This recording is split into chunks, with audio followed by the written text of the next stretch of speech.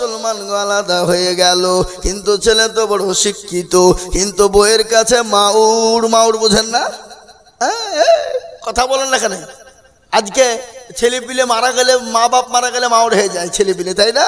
কিন্তু এমনও পুরুষ আছে যে বউয়ের কাছে মাউর হয়ে যায়। জোরে বলুন ঠিক কিনা?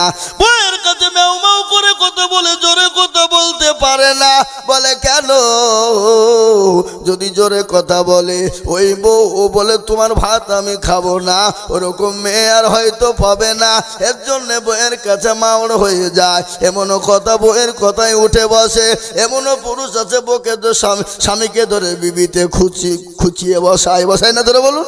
এই এই 6 করে হাজাম পাড়ার লোক স্বামীর হাতে বউয়ের হাতে কে কে মার খেয়েছেন? হাত তুলেন দেখে।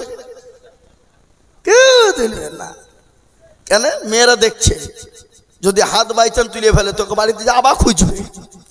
তুই যা করিস ওখানে মৌলবি সামনে বললে, আর বলবে না ধরে বলুন। মৌলবি সামনে বলবে। বউয়ের কাছে মাউর হয়ে গেল, কিন্তু বেটার সুন্দর দেখে পটপটো দেখে বিয়ে দিয়ে দিল। 2 বছর কেটে গেল, 3 বছর কেটে গেল, বাড়িতে থাকতে ভালো লাগে না। কিন্তু শোনেন তো, মেয়েদের ভাত ছাড়ানোর মেন কারিগর হলো মা, তার বড় বোন। ঠিক কিনা ধরে বলুন? মার বড় বোন। মায়ের বুদ্ধিতে আর বড় বোনের বুদ্ধিতে মেয়েদের ভাত ছাড়িয়ে দেয় অনেক অধিকাংশ মেয়েদের। যায় না ধরে বলুন? বলো ভাত খেতে হবে না, চলে আয়, অন্য জায়গায় বিয়ে দিব। কিন্তু স্বামী ছেড়ে দেওয়া, স্বামী ডিভোর্স দেওয়া মেয়েদের কত যে জ্বালা, কত কষ্ট সে নিজে উপভোগ করতে পারে রে বাবা। যখন বাপের বাড়ি চলে যায়, 1 দিন 2 দিন 3 দিন, 1 মাস 2 মাস 3 মাস 1 বছর 6 মাস যখন হয়ে যায়, বাপ দেখতে পারবে না, মা দেখতে পারবে না, বহিন দেখতে পারবে না, ভাইয়েরা দেখতে পারবে না, ভাবিরা দেখতে পারবে না, পাড়া প্রতিবেশী তাকে দেখতে পারবে না। তখন বলবে মাবুদ গো, কেন আমি আমার মা এবং বোনের প্রলোভনে পড়ে আমার সুন্দর স্বামীটাকে আমি ত্যাগ করে দিলাম। আর মেয়েদেরকে সব থেকে যদি বেশি ভালোবাসে সেটা হলো তার স্বামী। তার স্বামী, স্বামীর থেকে বেশি আর ভালোবাসতে কেউ পারে না, পারতে পারে না কোনো। কিন্তু সেই ছেলের বউ যে নতুন প্রকারে শ্বশুর শাশুড়ির সঙ্গে যুদ্ধ শুরু করে দিল। স্বামী এলো, এসে বলে শোনো, তোমার মা বাপের সঙ্গে আমার জন্য থাকা অসম্ভব। বলে ভিন্ন হয়ে যাও। ভিন্ন হয়ে গেল, তারপরও থাকতে মন চাই না। মায়ের কথা বোনের কথাটা আলাদা করবে, বাড়ি থেকে আলাদা হয়ে যাবে রে বাবা। ও দরদি মুসলমান গো, ও আল্লাহওয়ালা। তারপরে আবার ভিন্ন হয়ে গেল। বলে চলো ছয়গনি বাজারে, ইসলামপুরের বাজারে, দৌলতাবাদের বাজারে বাড়ি ভাড়া করে থাকবো, কিন্তু তোমার বুড়ো বুড়ি মায়ের মুখ দেখবো না। এরকম বউ আছে না? কথা বলেন। স্বামী বলে না, বিবি আমার কাছে তো পয়সা নাই, আমি কোথায় পয়সা পাবো? ঘর ভাড়া করার মতো টাকা নাই, চাকরি হলো না, চাকরি তো পাবো না। বলে কোনো ব্যাপার নাই, তুমি আমার বাপের বাড়িতে ঘর জামাই থাকবা, আমার বাপের বাড়ি থেকে খাওয়া দাওয়া করবা, কিছু ইনকামের ব্যবস্থা করবা। কিছু পয়সা হয়ে গেলে দৌলতাবাদের বাজারে একটা জমি কিনবো, ফ্ল্যাট করে ভাড়া দিব, আর নিজেরা থাকতে শুরু করব। এরকম ঘটনা। হ্যাঁ মুসলমান চলে গেল শ্বশুর বাড়িতে। শ্বশুর বাড়িতে গিয়ে ঘর জামাই হতে শুরু হয়ে গেল। ঘর জামাই থাকতে থাকতে শ্বশুর দেখতে পারে না, শাশুড়ি দেখতে পারে না।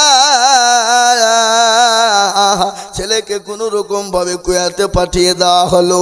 এদিক ওদিক থেকে পয়সা ম্যানেজ করে পাঠিয়ে দেওয়া হলো। কুয়েত থেকে ইনকাম করে 3 বছর 4 বছর কেটে গেল। যত টাকা হয় বিবির অ্যাকাউন্টে পাঠিয়ে দেয়, আর ওই টাকা নিয়ে বিবি ফুর্তি করে।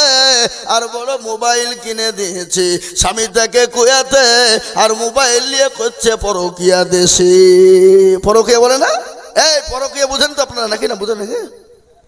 এখন স্ট্যান্ডার্ড ভাষা। আগে বলতো প্রেম করে, মানে খারাপ ভাষা। স্ট্যান্ডার্ড ভাষা বলছে পরকিয়া করে, কেউ বুঝতে পারবে না। যেমন সুদের জিনিস, আগে সুদ বলতো ভালো লাগতো না, এখন ওটাকে ইন্টারেস্ট বলে চালিয়ে দেয়, তার মানে ওটা স্ট্যান্ডার্ড ভাষা। ওই যে আল্লাহর ফেরেশতা খুঁজে পাবে না নাকি? কথা কন না কেন? ফেরেশতা খুঁজে পাবে না। আল্লাহ বলে শোন, তুই যত রকমের চালাকি করবি আমার কাছে চালাকি চলবে না, আমার কাছে কোন রকমের কায়দা চলবে না। আজ আমি আপনাদেরকে শোনাবো রে বাবা, ও আল্লাহর গোলাম, নবীর উম্মতের দল ভালো করে শুনেলেন। কুয়েতে ইনকাম করে টাকা পাঠিয়ে দেয়, হাজার হাজার টাকা পাঠিয়ে দেয়, লক্ষ লক্ষ টাকা পাঠিয়ে দেয়। এদিকে বিবি ফুর্তি করে আনন্দ করে। কিছুদিন পরে ডাক্তার বলল, ও ভাই তুমি বাড়ি চলে যাও। বলে কেন গো? বলে এমন একটা অসুখ তোমার হয়ে গেছে, ছয়াচার, তোমার এই অসুখ আর ভালো করা যাবে না, তুমি আর বেশি দিন বাঁচবা না, চলে যাও, বেশি দিন বাঁচবা না তুমি। ছেলের মন খারাপ। আল্লাহ সব ছেড়ে ছুড়ে দিয়ে ইনকাম করলাম, ইনকাম করার পরে আজকে আমি আর বাঁচবো না। যখন আমি বাঁচবো না, শ্বশুর শাশুড়ি বিবিকে একটা চিঠি লিখি। চিঠি লিখলো, শ্বশুর মশাই, শাশুড়ি মা, বিবি গো, আমি তো বাড়ি চলে আসবো, ডাক্তার বলেছে আমার ছয়াচার রোগ হয়েছে, আমি নাকি আর বাঁচবো না, তো আমি অমুক দিন অমুক টাইম অমুক ফ্ল্যাটে ফিরবো। চিঠিখানা দিয়ে দিল। শ্বশুর মশাই শিক্ষিত মানুষ, চিঠিখানা পড়ছে, পড়ার পরে উত্তর দিয়ে বলল, জামাই তুমি যখন বাড়ি ফিরবা আমার জন্য অমুক অমুক জিনিস কিনে আনবা। শাশুড়ি চাইলো, বিবি চাইলো, ও মুসলমান চিঠির উত্তর দিয়ে পাঠিয়ে দিল। কেমন আছো, কবে আছো, কোনো জিজ্ঞাসা নাই। চিঠিখানা ছেলের হাতে যখন পড়ে গেল, ছেলে চিঠিখানা দেখে আর অঝর নয়নে কান্না করে, চোখের পানি ঝরঝর ঝরঝর ঝরঝর করে ঝরে যায়। বলে মাবুদ গো, যাদের জন্য ইনকাম করে লক্ষ লক্ষ টাকা পাঠিয়ে দিলাম, তারা আমি কেমন আছে জিজ্ঞাসা করলো না, আমার শরীর কেমন আছে তারা জিজ্ঞাসা করে না, আমার কাছে জিনিস চায়। ও আল্লাহ, এ জীবন আমি আর দুনিয়াতে রাখবো না, এ দুনিয়া থেকে জীবনকে নষ্ট করে দিব। কিছুক্ষণ পরে ছেলের জ্ঞান ফিরে এলো। বলে না না না না না, জীবন নষ্ট করলে হবে না। আমার জন্ম দুঃখিনী মা, আমার অর্ধাঙ্গিনী মা, আমার গর্ভধারিণী মা, আমাকে যে মা রাত্রি 9 মাস 9 দিন গর্ভে রেখেছিল, রাতকে রাত মনে করেনি, শীতকে শীত মনে করেনি, যে মা এত প্রসব করেছি, পায়খানা করে দিয়েছি, খেতে বসেছে পায়খানা প্রসব করে দিয়েছি, তারপরও মা ঘৃণা মনে করেনি, মা আমাকে দূর দূর করে ফেলে দেয়নি। ওই মায়ের কাছে একখানা চিঠি লিখি, আমার বাপকে একখানা চিঠি রাখি। আমি তো মা বাপের সঙ্গে অনেক দিন সাক্ষাৎ নাই, অনেক দিন কোনো দেখা সাক্ষাৎ করি না, তারা বেঁচে আছে না মরে গেছে খবর নাই। 7-8 বছর হয়ে গেল।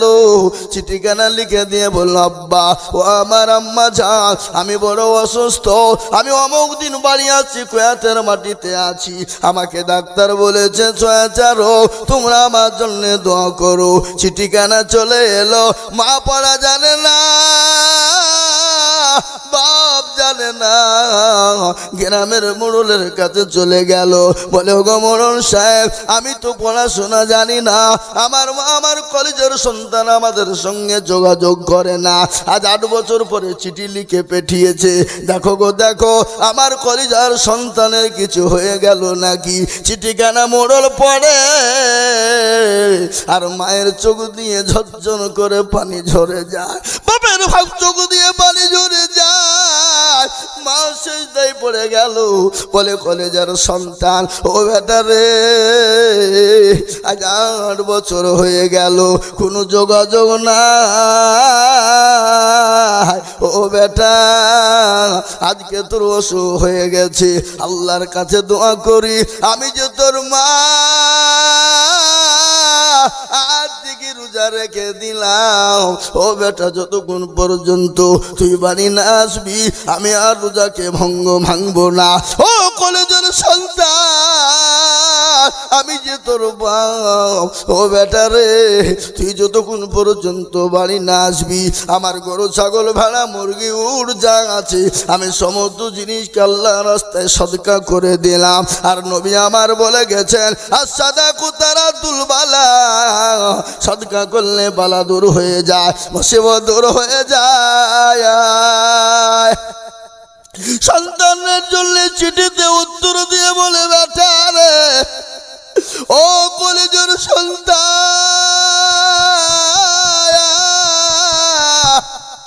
আমি যে তোর মা জননী, 9 মাস 9 দিন তোকে গর্বে করে নিয়ে বেরিয়েছিলাম রে বেটা। আমি আল্লাহর কাছে দোয়া করি বলে মাবুদ গো আমাদের তুমি জীবনটা নিয়ে নাও, আমাদের হায়াতটা তুমি নিয়ে নাও, কিন্তু আমাদের হায়াত কেটে আমার কলিজা সন্তানের কাছে তুমি দিয়ে দাও। চিঠিতে লিখলো ও বেটা রে তুই যখন জাহাজে চড়বি বেটা তোর কাছে যদি পয়সা কড়ি থাকে ফকির মিসকিনকে সদকা করবি। চিঠি কেন বেটার কাছে পৌঁছে গেল, বেটা কিন্তু চিঠি আর খুলে পড়লো না। বেটা বললো না পড়বো না, আমি যেদিন বাড়ি বাড়াবো তার আগা দিন চিঠি কেন আমি দেখবো। আমার মা বাপ যদি শ্বশুর শাশুড়ির মতন জিনিস চায় আমি আর এই জীবন নিয়ে ফিরবো না। চিঠি কেন যেদিন বাড়ি আসবে তার আগা দিন চিঠি কেন খুলে পড়ছে আর সন্তানের চোখ দিয়ে পানি ঝরঝর করে ঝরে যায়। ওগো আল্লাহ মাবুদ মাওলা আমি তো আমার মা বাপের কোনোদিন খবর নিইনি, জীবনে যেদিন থেকে ইনকাম করতে শিখেছি আমি আলাদা হয়ে গেছি, সমস্ত শ্বশুর শাশুড়ি বিবির জন্য দিয়েছি, আমি তো কোনোদিন আমার মা বাপের খবর নিইনি। আজকে তারা আমার কাছে জিনিস চাই না, আমার জন্য তারা দান খায়রাত করেছে, আমার জন্য সদকা করে দিয়েছে। মাবুদ মাওলা আমি আজ কারোর জন্য কিছু নিয়ে যাব না, যদি আমি নিয়ে যাই আমি আমার কলিজার টুকরা মা আমার বাপের জন্য নিয়ে যাব। ছেলে আপনার প্লেনে উঠে গেল, কলকাতা এয়ারপোর্টে নেমে যায়, কলকাতা এয়ারপোর্টে নেমে গেল। নামার পরে শ্বশুর শাশুড়ি বিবি অনেক দূরে দাঁড়িয়ে, কিন্তু এয়ারপোর্টে তো ঢুকতে দেবে না, দেবে গো কথা বলেন দেবে? আমি গত পরশু দিন এলাম, 3-4 দিন পরে আমি জলসা করে ত্রিপুরা আসামে ছিলাম, মেঘালয়ে ছিলাম, মণিপুরে ছিলাম, 4 দিন ছিলাম ত্রিপুরা মেঘালয় মণিপুর আসাম মিলে 4 দিন জলসা করে গত পরশু দিন এসেছি বাবা আমি। এর প্লেনে যদি একটু আপনার ভোটার কার্ড আইডি কার্ড যদি না থাকে আপনাকে প্রবেশ করতে দেবে না, টিকিট না থাকলে তো নট অ্যালাউ, কোনো অ্যালাউ হবে না, হবে কথা বলেন হবে না, কোনো অ্যালাউ নাই, নট অ্যালাউ। আপনার টিকিট আছে তো আপনি আছেন, আর টিকিট নাই তো আপনার সঙ্গে কারোর কোনো সম্পর্ক নাই। আর এয়ারপোর্টটা এমন একটা জায়গা, প্রধানমন্ত্রী, মুখ্যমন্ত্রী, স্বরাষ্ট্রমন্ত্রী, রাষ্ট্রপতি হলেও তাকে পরীক্ষা করা হবে, তাকে চেক আপ করা হবে, তার আপনার মেশিন লাগানো হবে। বুঝতে পারলেন আমার কথাটা? এই কথা বুঝতে পারলেন না? পারলেন না? কারোর জন্য এয়ারপোর্টে ছাড় নাই, নট অ্যালাউ। সে যেই হোক, আপনি আমি সে তিনি, যেই হোক না কেন, আমিও বা মুসলমান, আমি তো বছরে মোটামুটি 30 থেকে 35 বার প্লেনে আপ ডাউন করতে হয় বছরে জলসার জন্য। আবার আজকে একটা টিকিট কাটলাম বাংলাদেশ ঢাকা, 28শে ডিসেম্বর। কোথায় যাব? বাংলাদেশ ঢাকা। হাফিজুর রহমান সিদ্দিকী যে ইন্টারন্যাশনাল বক্তা বাংলাদেশের, তার মাদ্রাসায় জালসা, আজকেই দাওয়াত করেছে আমাকে। সেদিন আমার নদিয়া বেথুয়ায় জালসা ছিল, আমি ওদেরকে বলে দিয়েছি ভাই অন্য বক্তা কাউকে নিয়ে নেন, আমি যেতে পারছি না, আমাকে যেতে হবে অন্য জায়গায়। আজকে প্রোগ্রামটা নিয়েছি বাংলাদেশ ঢাকা, হযরত মাওলানা হাফিজুর রহমান সিদ্দিকী কুয়াকাটা। বুঝতে পারলেন না? হ্যাঁ মুসলমান, 28শে ডিসেম্বর। আমার বাবা জীবনে তাই সন্তান চলে এলো, এয়ারপোর্ট থেকে বেরিয়ে গেল, শ্বশুর শাশুড়ি বিবি কাছে ফেরে নাও, শ্বশুর শাশুড়ির দুধ থেকে বলে জামাই গো কিছু এনেছো? বিবি বলে স্বামী কিছু এনেছো? বলে আনতে পারি নাই, শরীর সুস্থ হয়ে গেলে কলকাতা থেকে নিয়ে দেব। সঙ্গে সঙ্গে শ্বশুর শাশুড়ি বলে ও ছোট লোক জামাই, আমি জানি তুমি আনতে পারবা না। বিবি বলছে তোমার সঙ্গে আর কোনো সম্পর্ক থাকবে না, এখন এয়ারপোর্টের মাটিতে তুমি আমাকে ডিভোর্স দিয়ে দাও। মানে কেন কেন কেন? সমস্ত টাকা গেলা কি হলো? বলে এতদিন তুমি ছিলে না, তুমি আমার বাপের টাকায় গিয়েছিলে, সমস্ত টাকা ফটলাপ হয়ে গেছে, আমার কাছে দেওয়ার মতো কোনো জিনিসই নাই। কিন্তু জনম দুঃখিনী গর্ভধারিণী মা